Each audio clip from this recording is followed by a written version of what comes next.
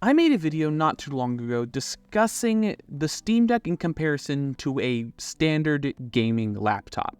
And I didn't really go looking too deeply for deals, just finding a surface level device and seeing how well that stacks up against a Steam Deck. And in retrospect, using the Steam Deck might not be the best example for comparing to a gaming laptop. One of these Windows-based handhelds might make more sense, for example, like the original ROG Ally.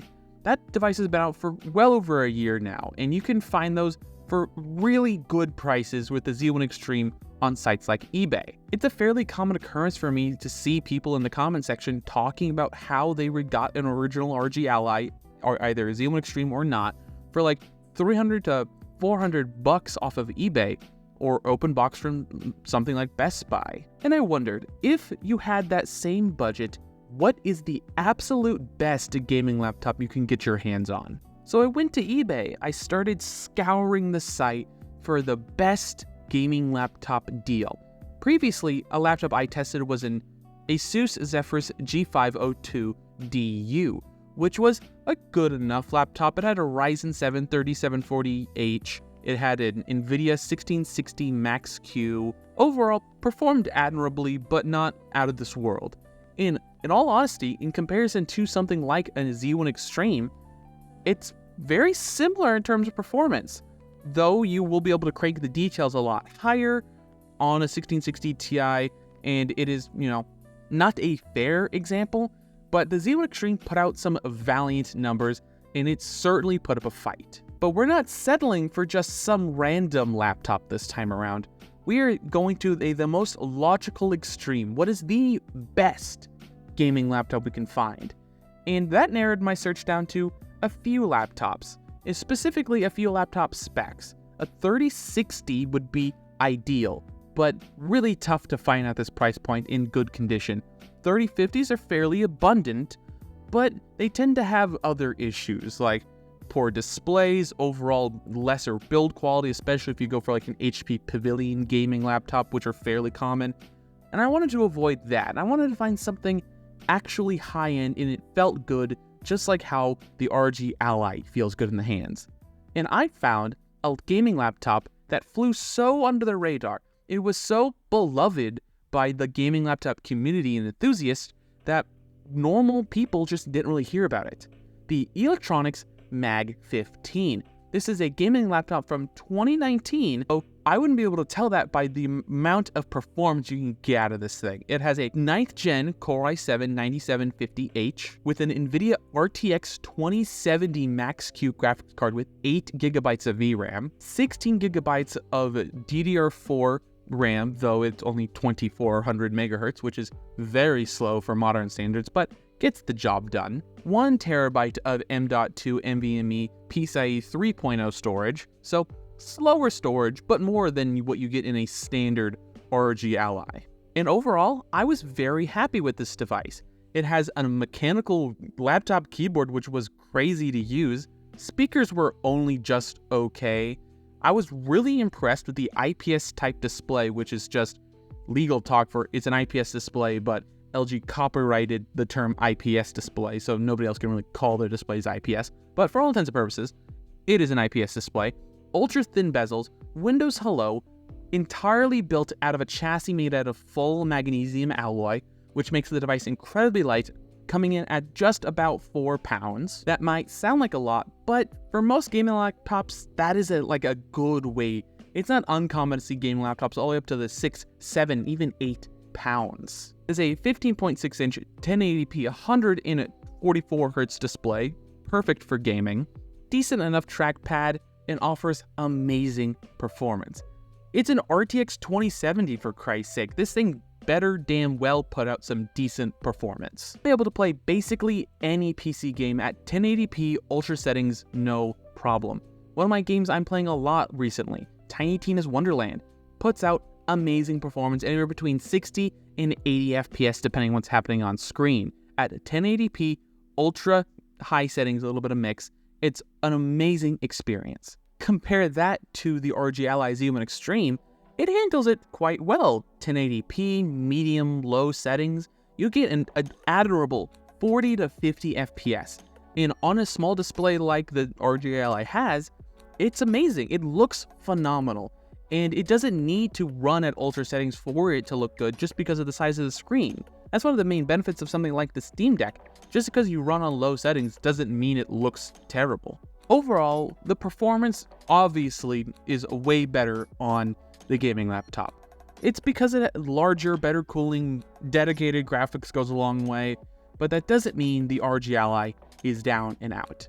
It is an amazing device, and the extra level of portability that the ROG Ally provides is immense. It honestly does make gaming on the go way easier.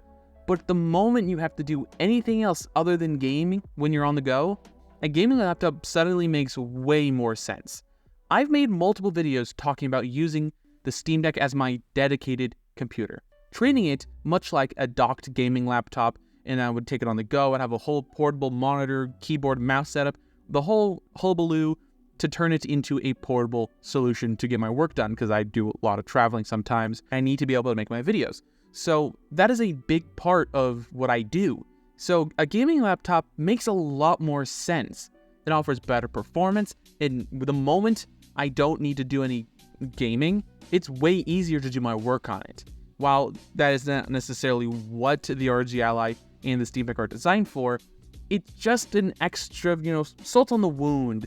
Because if you're buying this as a device dedicated for gaming, it doesn't necessarily mean you don't have to also have a laptop. Even though I have proven that you can use the Steam Deck / all these other PC handhelds as a portable desktop solution, that doesn't mean I do that still. It's just not an incredibly practical way to live your life. I already had a laptop, though at the time it was a thin and light, so I would just bring that with me and I get my work done on that. Thanks, because it has a larger screen, it's just a more comfortable way to interact with Windows. So even though this device, the ROG Ally, is amazing and it can replace a gaming laptop, it doesn't fully eliminate the need for a laptop in general. So what's the point if you're still going to be carrying around a laptop? Might as well add a little bit of extra weight and eliminate an entire second device and just have a gaming laptop. I do understand when people want a separate device dedicated for gaming to have that separate work in play sort of mentality. But for me, I like having it all on one device. Now that we've discussed how this gaming laptop is actually, just obviously better in performance, is it a better value? Well, I spent about $450 total, including shipping, tax, all that, just for the laptop. I spent an extra $35 to get a Logitech G305 gaming mouse, wireless receiver and stuff, so I didn't need to use the trackpad when gaming. So overall, it was about $480. Comparing that to the ROG Ally Z1 Extreme, you can find that on eBay for anywhere between $380 all the way up to $450, depending on the amount of storage that person has in it or the condition of the device. So a very similar price, though you can find it for a lot cheaper than what the gaming laptop cost. I feel like that extra $80 to $50 more of that extra premium you pay for the gaming laptop setup might honestly make you go a long way. It goes so much further than adding almost double the performance when it comes to just overall daily use. Double the performance when it comes to just increasing the details from low, medium to ultra and high. You get a higher resolution display, slightly better battery life. It's still not great. I get 2.5, 3 hours on a gaming laptop, and you get an hour or 2 on the ROG Ally. So it's not great regardless of what device you use. So that's not necessarily a selling factor for either of these devices. In terms of just raw price to performance, it's hard to argue against a used gaming laptop, because a brand new gaming laptop quickly, and I mean quickly, loses its value. But a used gaming laptop doesn't really lose its value, assuming you're buying from the right generation.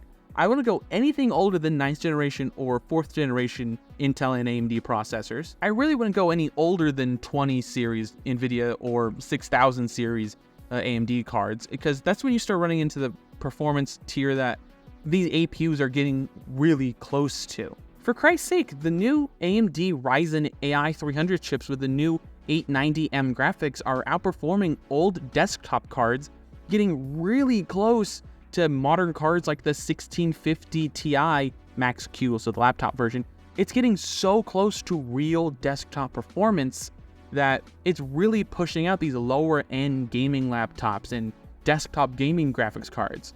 It just doesn't make a lot of sense when you can get all that performance out of a simple APU. So, to answer the question I posited in the title, should you buy a gaming laptop over an ROG Ally? This might be an unsatisfying answer, but for me personally, I super think the Electronics Mag 15 gaming laptop is a much better value for the money for me personally. Though it is going to be hyper dependent on what deals you could find out there for yourself, and it's always changing, constantly shifting, and availability changes constantly. So bear that in mind. It might take more time to find a gaming laptop deal. So I would choose that, but it is hyper dependent on your setup and what you want to do. So I would love to hear what you guys think. Do you want a gaming laptop now because of this video? Reconsider purchasing an ROG Ally. I would love to hear what you guys think down below. Don't forget to leave a like, comment, and subscribe. All the other social media covers down below. And last but not least, have a wonderful day.